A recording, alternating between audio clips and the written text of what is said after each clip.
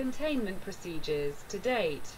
No adequate containment procedure has been developed to deal with the possible threat posed by SCP-001.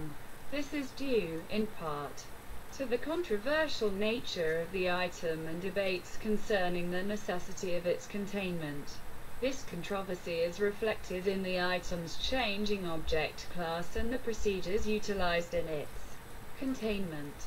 The current administration, despite charges of paranoia, has classed the object Keter, while requesting permission for a higher object class to be created and applied uniquely to this item, considering it to be the most dangerous of all known or possible items. The reason for this classification and changing attitudes towards SCP-001 are dealt with in their description and notes. At the current time, SCP-001 is located in a code-locked briefcase made of a lead alloy and reinforced with titanium. The room and briefcase are monitored at all times by security cameras. The briefcase cannot be opened without unanimous special clearance from all current O5 officers. The briefcase itself is stored in a small, fully lit, single-room building erected in Class 2. Personnel are posted to guard the room but may not enter without the aforementioned agreement from the O5 officers, under threat of military execution. This off-site building exists for the sole purpose of housing SCP-001 and is wired for detonation in an emergency situation. It is the opinion of the current administration that SCP-001 represents their greatest threat to national and global security known to exist. Nevertheless, due to special circumstances regarding its mode of function, further research on the item is disallowed, despite its promotion in the past. When SCP-001 was contained in minimum security conditions. Description: SCP-001 is a simple sheaf of papers, stapled together in the top left corner. The top sheet is a covering sheet reading simply, "Confidential report on special items, classified." The number of subsequent papers stapled to this covering sheet is indeterminate, and have ranged from 3 to 30.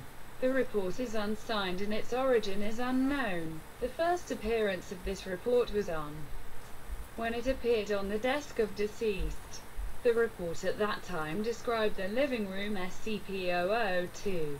Shortly after reading the report with incredulity, was contacted by phone regarding said item.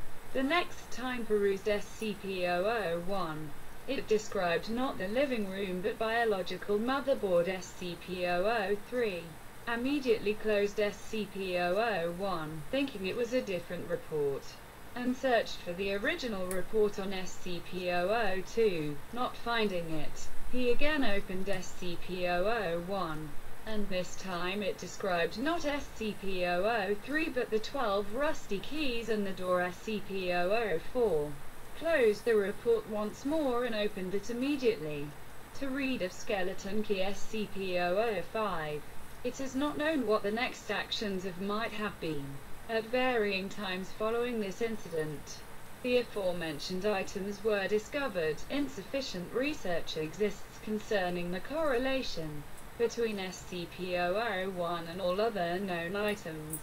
However, it has been established that every event regarding the discovery of a new SCP item has followed a report on that same item appearing beneath the cover sheet of SCP-001. The current administration regards this coincidence as proof of causal connection. Additional notes: whether SCP-001 is to be regarded as an advanced warning system or whether SCP-001 itself is to be regarded as the creator of the items requiring special containment remains to be seen. However, the distinction is unimportant in the eyes of the current administration. The fact remains: no new SCP items appear unless SCP-001 is opened and read. It is for this reason that the current administration refuses to repeat the mistakes of the past. Mistakes that have resulted in over 1,000 SCP items coming to the knowledge of the SCP. Unit. Arguments concerning the non-lethality of SCP-001 itself. Its theoretically beneficial use as an SCP warning system, or its use as a progenitor of advanced biological and non-biological weapons have not swayed their current administration. Nor have arguments criticizing the extreme containment procedures employed in respect to an item that displays no nefarious qualities and is not animate as such. Critics are reminded that these procedures are intended not to contain the item itself, but to isolate it from human interaction, which is to be regarded as the true threat, although the current administration refuses to remove the object from isolation barring special authorization as noted above. Past administrations have counseled daily with the item, and future administrations will no doubt counsel similar behavior. Nevertheless, it is the opinion of the current administration that, barring the destruction of SCP-001, it is to be contained until such a time when responsibility for its containment falls upon future administrations.